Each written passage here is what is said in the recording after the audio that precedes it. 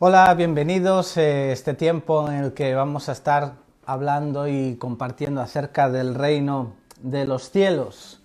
En sesiones pasadas hemos estado hablando acerca de cómo el reino tiene ciertas características muy comunes a otros reinos, y una de ellas es que tiene una constitución, y vamos a seguir hablando acerca de estos temas, pero no quisiera pasar a ver la constitución de este reino sin que pudiéramos profundizar un poco más en las tentaciones que el Señor Jesús superó.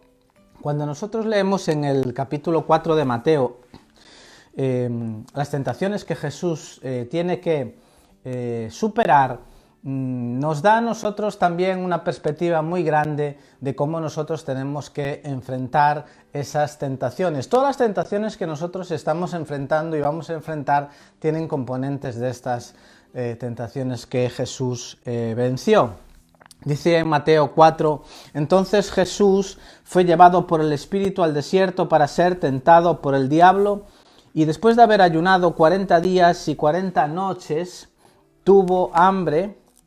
Y dice en el versículo 3, vino el tentador y le dijo, si eres hijo de Dios, di que estas piedras se conviertan en pan. Y él respondió, escrito está, no solo de pan vivirá el hombre, sino de toda palabra que sale de la boca de Dios.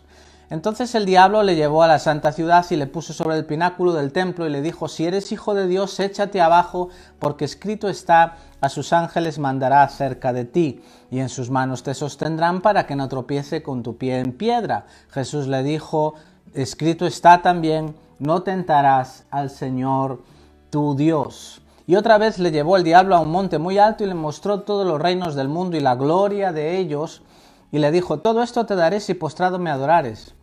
Y Jesús le dijo, vete, Satanás, porque escrito está, al Señor tu Dios adorarás y a Él solo servirás. El diablo entonces le dejó. Esta es la escritura que nos deja aquí bien matizado de cómo Jesús venció las tentaciones. Lo primero que hay que decir, y hemos estado hablando acerca de estas tentaciones, es que los ciudadanos del reino somos escogidos, somos luego ungidos o capacitados, y somos y seremos probados. Y Dios quiere que seamos aprobados, además de probados, aprobados. No reprobados, sino aprobados, ¿verdad? La primera tentación que Jesús enfrenta, la vemos aquí escrita, tenía que ver con su diario vivir. ¿Qué comeremos? ¿Qué vestiremos? ¿Dónde viviremos? Son cuestiones que todos los seres humanos enfrentamos, y que el reto de Satanás es que nosotros no dependamos de Dios para ellas, sino que en una actitud independiente de los principios de Dios, de los caminos de Dios y del Dios mismo, nosotros no suplamos por nuestra cuenta y riesgo de aquello que nos necesitamos. Somos probados en nuestra dependencia de Él.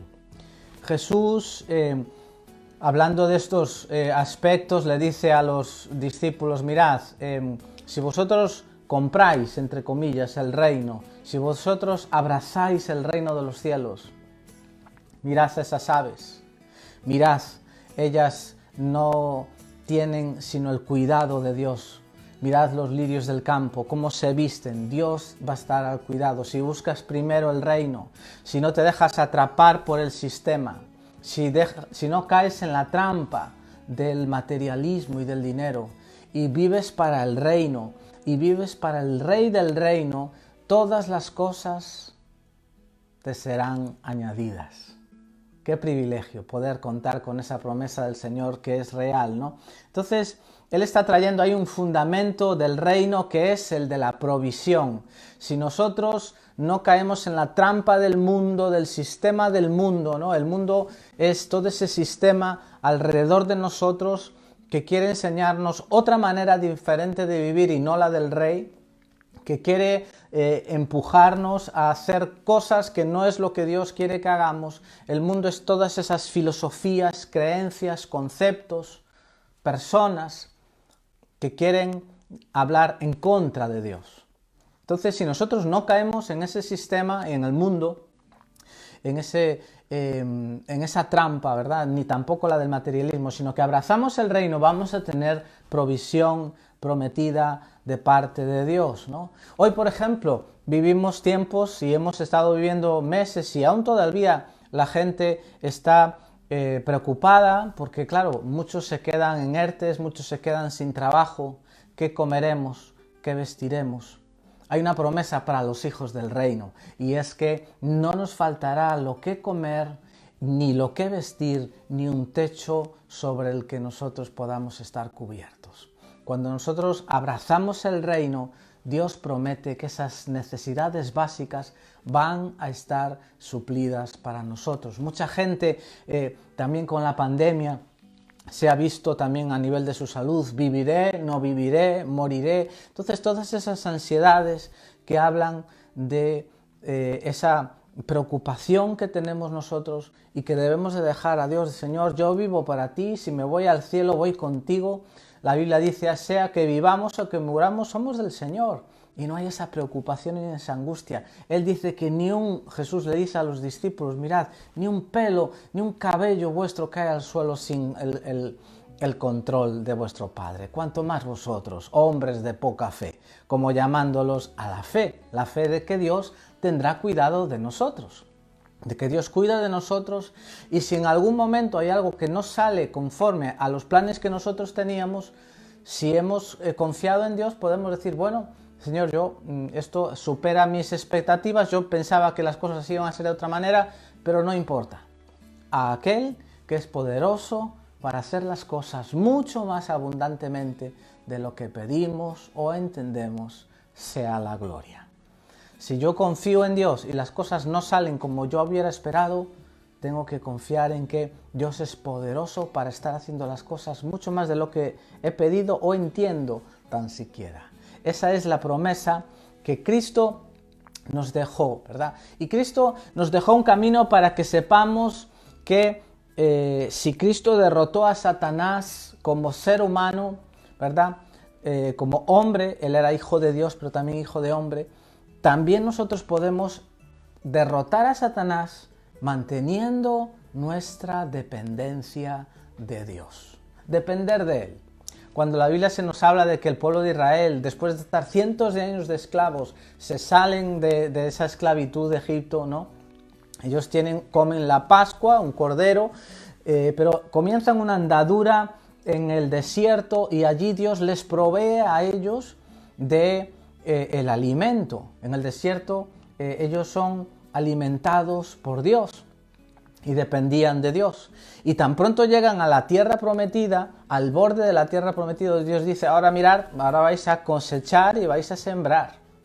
Y el milagro y vuestra parte y vuestra dependencia de mí es en que vosotros vais a hacer vuestra parte, que sembrar, y yo mandaré las lluvias, yo mandaré las condiciones climáticas para que eso dé fruto para vosotros.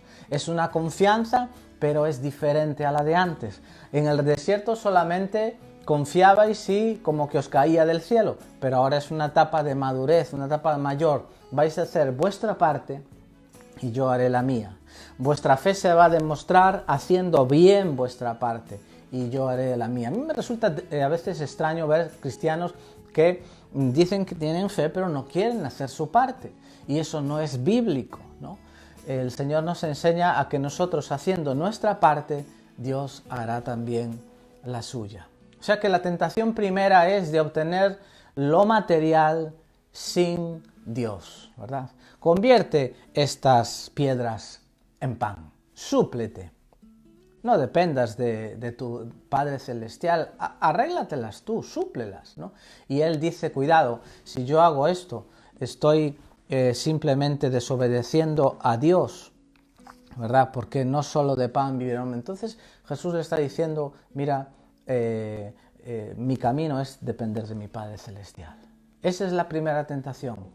Somos tentados a obtener lo material sin los caminos de Dios, sin la obediencia a Dios, sin Dios, sin sus preceptos, actuando por nuestra cuenta, saltándonos sus reglas. Esa fue esa primera tentación. Ahora, Hay una segunda tentación que nos dice allí, que es cuando Cristo fue tentado a tener fama sin Dios, a tener la reputación sin Dios, sin los caminos de Dios. Si Cristo se hubiese lanzado del pináculo, como allí se le ofrecía, como allí se le ofrecía a Satanás, él iba a obtener fama, ¿verdad? Pero no era por los caminos de Dios. El propio Satanás, que conoce muy bien las Escrituras, por eso nosotros tenemos que conocerla muy bien, ¿verdad? Por eso la leemos todos los días, por eso hacemos estudios bíblicos, para que Satanás no venga con rebajas. Dice, si eres hijo de Dios, échate abajo, porque escrito está, a tus ángeles mandará acerca de ti, en sus manos te sostendrán para que no tropiece tu pie en piedra. Lo que está haciendo aquí Satanás es recitar el Salmo 91. En el Salmo 91, cuando lo leemos, vemos que es cierto, hay parte de lo que está recitando Satanás, pero Satanás muy astutamente se está saltando una parte, porque el Salmo 91 dice en el versículo 11 que recita Satanás, le dice allí, pues a sus ángeles mandará cerca de ti que te guarden en todos tus caminos. En las manos te llevarán para que tu pie no tropiece en piedra. Se saltó la parte de que te guarden en todos sus caminos. Hay una protección divina que viene porque nosotros andamos en los caminos de Dios. Nuestros caminos son sus caminos y ahí hay una protección. Y Satanás muy astutamente se salta ese versículo, ¿no? Y tenemos que entender que hay una tentación de conseguir esa fama sin Dios, y que Jesús, si hubiera hecho eso, se hubiera saltado todo el proceso de tener sí, tener fama, pero a través del servicio. A través del servicio a los demás. Jesús sí que tenía fama, sí que era conocido, pero era porque él era un siervo, él servía a la gente. Entonces, a través del servicio, él obtuvo la fama. En esta tentación se le tienta a obtener en un tris-tras, ¿verdad?, toda esa fama sin tener que pasar por el servicio. Y Jesús no cae en ella. Otro aspecto muy interesante de esta tentación, ¿verdad?, y que no quisiera pasar por ella y saltar a otro tema sin tocarlo, es que había una tentación también a exhibirse. Una tentación a exhibirse. Somos tentados a exhibirnos. Jesucristo fue tentado a exhibirse, imagínate, ¿no? Allá el diablo le tienta a esto, se lanzaría de 20 metros, ¿no? Ese exhibicionismo ofende a Dios, ¿no? Eso es tentar al Señor, le dice Jesús, ¿no? Entonces, nosotros derrotamos al tentador no tentando a Dios, ¿no? Ahí le derrotamos, no tentando a Dios. El enemigo le quiere invitar a lanzarse de 20 metros de altura, ¿no? Y uno tropieza en el camino con una piedra cuando va caminando, ¿no? Y esto es lo que él le tienta. No camines, vuela, ¿verdad? Qué tremendo. Entonces, no tentar a Dios. Qué importante es eso, de no tentar al Señor.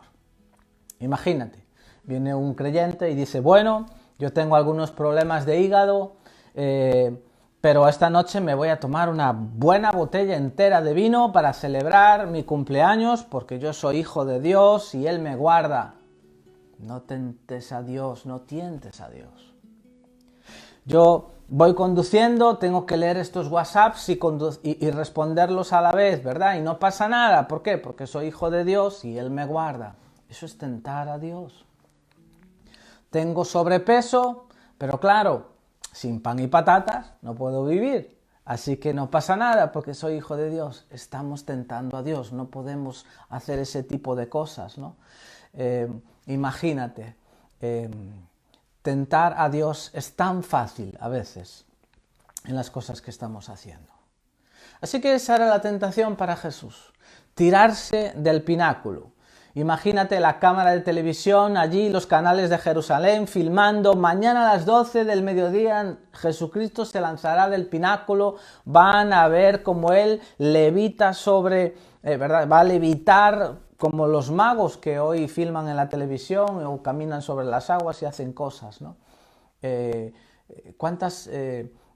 tendencia hay hoy en día, verdad, a buscar todo ese tipo de cosas sobrenaturales o cosas, verdad, que son una exhibición muchas veces de señales, exhibición de señales. Jesús hacía señales, pero no hacía exhibición de señales, ¿no?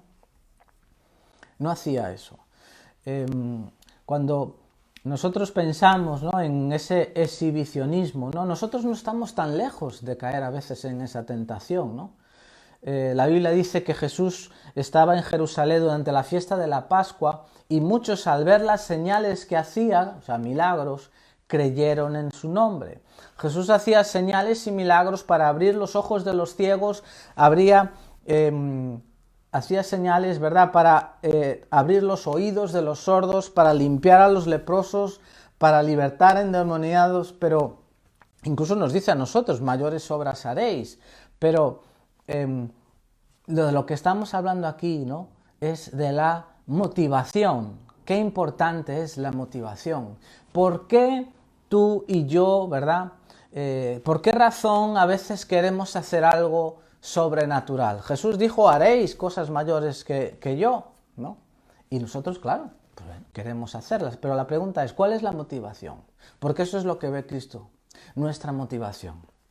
¿Por qué razón queremos traer una palabra del cielo profética o hacer algo sobrenatural o sanar a una persona, hacer un milagro? ¿No? ¿Por qué? ¿Quién es el que nos está pidiendo que se haga eso? ¿Satanás diciéndote, échate de aquí abajo que a sus ángeles mandará? ¿O estamos siendo guiados por el Espíritu? ¿Qué pregunta, no? ¿Estamos siendo guiados por el Espíritu o es una cosa para exhibirnos y decir, qué bien yo, ¿no? Los verdaderos profetas del Antiguo Testamento, cuando la gente les pedía a ellos exhibiciones o querían que hicieran milagros simplemente para recrearles la vista, ellos no lo hacían y se iban. El profeta Eliseo, allá en Segunda de Reyes, capítulo 6, se nos cuenta de que está con un muchacho y a ese muchacho se le cae el hacha al río, ¿no? Y el muchacho se lleva un tremendo disgusto porque era un hacha prestada. Aquella hacha en ese tiempo era como decir hoy una motosierra de última generación para cortar árboles, y cayó y se hundió en el río y el muchacho tenía un problemón. Entonces el profeta, ¿qué hace? Hace flotar el hacha sobre el río, ¿no? No hay límites para los milagros de Dios, siempre que las motivaciones sean correctas, sean amar al prójimo, sean servir, ¿no? Esa es la motivación, amar al prójimo. No es para que yo quede bien, es para que el prójimo sea levantado, sea sanado, sea curado. Esa es la motivación que Dios respalda. Tirarse del pináculo era una motivación egoísta. Yo voy a ser visto. Y Jesús no cayó en eso. Jesús, cuando hizo todos esos milagros que hizo, los hizo para servir a los demás, para amar, ¿no? Para amar a los demás. Entonces, con una motivación pura, un corazón limpio, nosotros vemos a Dios. Cuando veamos la constitución del reino, ¿verdad? Jesús va a hablar de muchas cosas, pero una de ellas es que si nosotros tenemos un corazón limpio, vamos a experimentar a Dios, vamos a verlo obrar en nuestras vidas. Queremos ver a Dios obrar en nuestras vidas. La vida cristiana es una vida sobrenatural, sí, pero una vida sobrenatural basada en el servicio a los demás, en ver a Dios actuando en la vida de los demás y también en las nuestras, también, claro que sí, porque Él dijo que Él va a hacer cosas en nuestras vidas para proveernos y para darnos aquello que necesitamos. La tercera y última tentación es algo en lo que hoy en día estamos muy puestos en estrecho también. Cuando dice ahí en el versículo 11, ¿no? Otra vez el tentador le llevó a un monte muy alto, ¿no? Y le dijo, versículo 8, le mostró los reinos del mundo. y la gloria del mundo, la gloria de este mundo, ¿no? Y le dijo, mira, te doy todo esto si me adoras. Jesús le dijo, al Señor tu Dios adorarás. ¿De qué estábamos hablando aquí? Bueno, la tentación es la que tú y yo enfrentamos hoy en día cuando se nos dice, si quieres ascender, te tienes que corromper. Si quieres ascender, tienes que corromperte. Toda la gente que ha logrado un nivel de fama con ese juego, ¿verdad?, ha caído en esta tentación. Somos tentados a caer en esa tentación en el área financiera, la económica, la social, la laboral, ¿no? Satanás y el sistema nos dicen eso, si quieres ascender, tienes que corromper. Hay un ídolo detrás ahí cuando caemos en eso, ¿no? Alguien que quiere ocupar el lugar de Dios. Si quieres ser Miss España, tienes que hacer esto. Si quieres ser un cantante famoso y estar en las plataformas de YouTube, de Amazon Premium, Spotify y ser conocidos, tienes que hacer esto. Si tú quieres ser un funcionario, si quieres conseguir superar un examen de oposición, tienes que buscar un trifásico, ¿verdad? O sea, no será posible, es lo que nos dice el sistema, no es posible llegar arriba en el sistema sin que tú adores un ídolo del sistema. Hay en este sistema muchos ídolos y tú tienes que adorar a ese ídolo si quieres llegar arriba. ¿Quieres llegar arriba? Tienes que corromperte. Y aquellos que caen en esta trampa, como decía, es porque hay un ídolo detrás que está gobernando ahí, ¿no? La codicia, hay tantas cosas que están peleando ahí en esa tentación, pero bendito sea Dios que nos dejó Proverbios 15:16 que dice, mejor es lo poco con el temor y el respeto de Dios, mejor es lo poco, si fuera el caso, que el gran tesoro donde hay turbación. Es mejor lo poco con la bendición de Dios, si de eso se trata, de tener poco, que un gran tesoro, un gran puesto de trabajo donde no hay paz, donde hay duda, donde hay oscuridad, ¿no? Eso es lo que dice. Además, es una mentira lo que el sistema nos propone, porque es mentira de que no se pueda llegar arriba sin corromperse. Vemos en las Escrituras que José llegó a ser el segundo del reino más importante del mundo, o sea, el segundo en importancia del globo terráqueo. Egipto era el imperio del momento y él era el segundo de a bordo de Egipto. Llegó arriba, sin corromperse jamás, y no le faltaron ocasiones. ¿Por qué? Bueno, porque cuando Dios quiere que tú estés arriba, te va a llevar arriba. Cuando Dios quiere que tú estés en un puesto de eminencia, te va a ayudar a estar en ese puesto de eminencia y no vas a tener que adorar ningún ídolo del sistema, no vas a tener que corromperte. Haciendo tu parte, Dios te llevará a ese lugar también. Un ciudadano del reino quiere, ¿verdad? Como Nehemías. Nehemías era un hombre que estaba en la corte, era un hombre que estaba en la corte mismo, ¿no? Entonces es mentira eso de que hay que corromperse para llegar arriba. Dios coloca a cada uno donde Él quiere que esté. Señor, si tú quieres que esté arriba, estoy arriba. Si quieres que esté abajo, estoy abajo. Es que no es la posición, yo soy un hijo de Dios, sé mi identidad. Satanás dice, si tú eres hijo de Dios, esto. Mira, es que soy hijo de Dios y sé mi identidad. Y soy el mismo, esté arriba de presidente de la nación o esté de presidente de la comunidad de vecinos. Es que soy el mismo. Yo no necesito eso para sentirme importante. Y es más, muchas veces Dios te va a colocar a ti y a mí en lugares de importancia cuando ya no estemos buscando realmente eso. Cuando ya no sea tan importante para nosotros eso. Cuando haya ese puesto haya perdido esa componente, ¿verdad?, negativa, ¿no? Ahí es cuando estamos listos para que Dios nos coloque en ese lugar. Dios te va a colocar en lugares de eminencia cuando ya no ames los lugares de eminencia y cuando yo ya no ame el estar en los lugares de eminencia. Dios te va a dar éxito cuando no ames ese éxito que el sistema da. Dios te va a dar bendiciones múltiples, múltiples y grandes, cuando tú lo que buscas es honrar a Dios ya. Y ya no buscas la bendición por la bendición. Dios va a hacer contigo a través de ti señales y prodigios, cuando tú lo que quieres ya es honrar a Dios y no hacer señales y prodigios para exhibir nada, porque lo único que quieres de corazón es que Cristo sea visto, ¿no? Entonces, todas las tentaciones de los escogidos tienen estos elementos. Esto es muy práctico, ¿no?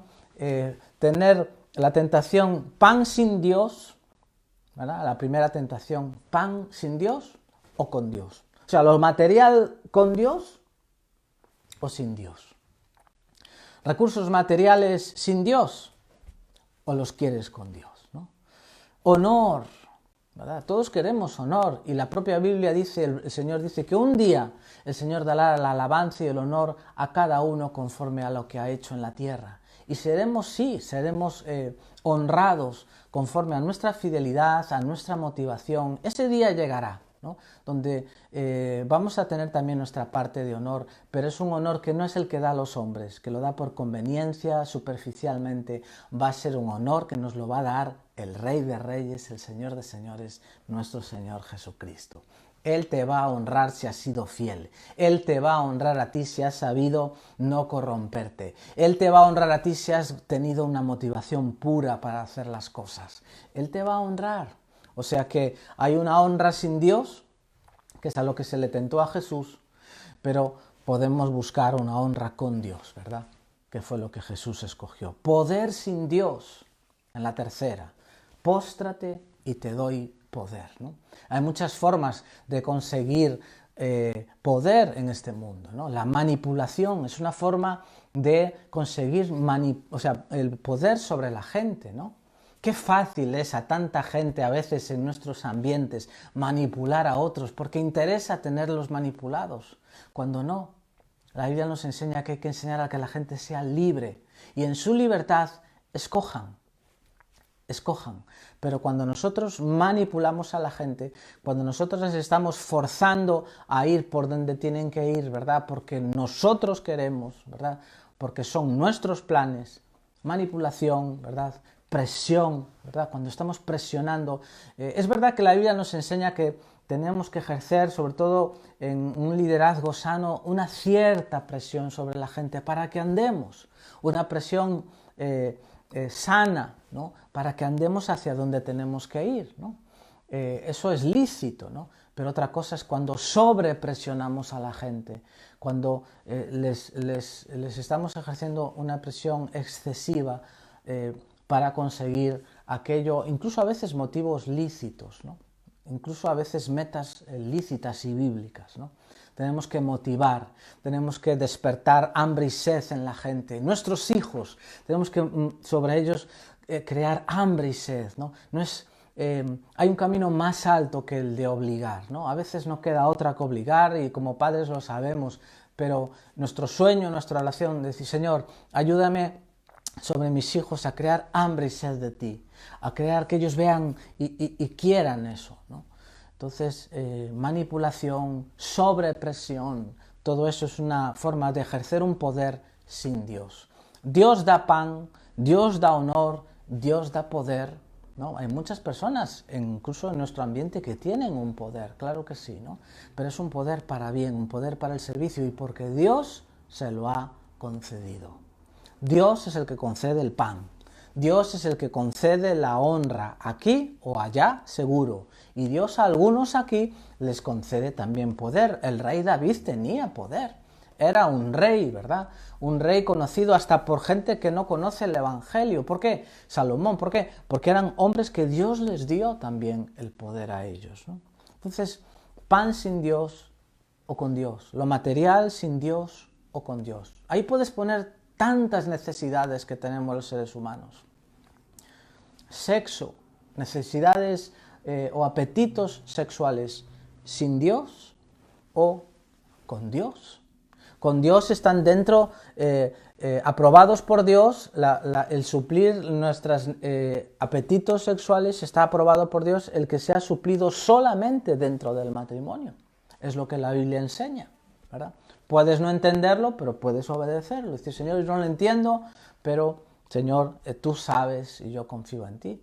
Por eso Él dice que hay una forma de canalizar nuestros apetitos sexuales sin Dios, ¿no? Dice en Colosenses 3:5, haced morir lo terrenal en vosotros. Y allí menciona fornicación, relaciones sexuales fuera del matrimonio, impureza, ¿verdad? Y puedes poner todo lo que son apetitos sexuales fuera del ámbito que es dentro del matrimonio.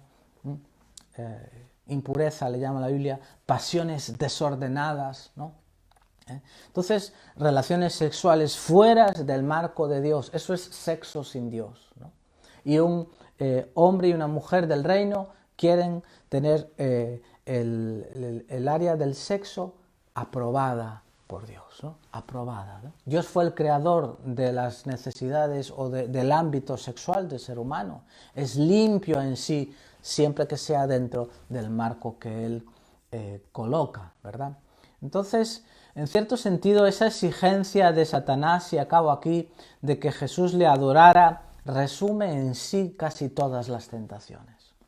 Pero aquí Satanás sale al descubierto y revela realmente sus intenciones. Cuando a ti y a mí se nos está proponiendo pan sin Dios, ¿verdad? Sexo sin Dios, poder sin Dios, honor sin Dios, ahí se ven las intenciones realmente de Satanás. Ahí se ven sus intenciones, que es que le adoremos a Él. Cuando nosotros estamos haciendo eso, pan sin Dios, honor sin Dios, poder sin Dios y cualquier otras cosas sin Dios, estamos adorando a Satanás. Entonces, la tentación era obtener cosas lícitas a través de medios ilícitos, ¿no? El fin no justifica los medios.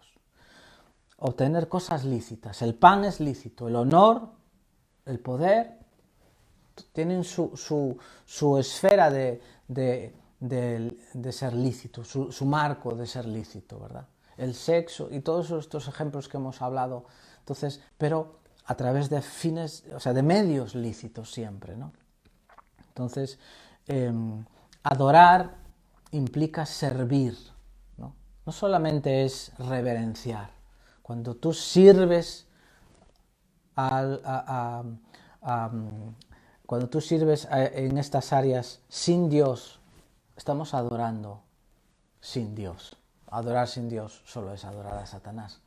Qué bueno que el Señor dejó escrito esto para que nosotros nos armemos de mucha fe a la hora de, en medio de la tentación, salir aprobados. Por eso Jesús, cuando nos da la oración modelo, nos dice, Padre nuestro que estás en los cielos, ¿verdad? Él no hizo, él enseñó más que una oración, una forma de orar, ¿no? Una forma de orar, ¿no? No son oraciones para recitar, es un modelo para traer nuestras necesidades delante de Dios. Padre nuestro, estás en los cielos, santificado sea tu nombre, y al final dice, y en la tentación no nos dejes caer. Señor, ayúdame en la tentación a no resbalar. Ayúdame en la tentación a no adoptar ningún medio ilícito, Señor. Mejor es lo poco, si de eso se trata. Prefiero lo poco, Señor, pero contigo, ¿no? Podemos ver nuestra vida como una barca y queremos que Jesús esté en nuestra barca. Y si para conseguir un puesto en cualquier organismo, ¿verdad? Vamos a tener que hacer trampas. Jesús no va a estar en la barca. ¿De qué nos va a valer estar en ese puesto? ¿De qué nos va a valer recibir ese salario? ¿De qué nos va a valer? ¿No? Si nos vale es que hay algo bien mal en nosotros, ¿no? Queremos que Jesús esté en nuestra barca, Señor. Y si tú estás, Señor, en lo poco o en lo más, tú vas a estar ahí y tú me vas a ayudar en todo, tú vas a suplir para mí. Muchas bendiciones y hasta la próxima. El miércoles que viene seguiremos hablando de este precioso reino que Dios nos ha dado y en el que Dios nos ha invitado a vivir. Muchas bendiciones, que Dios te bendiga.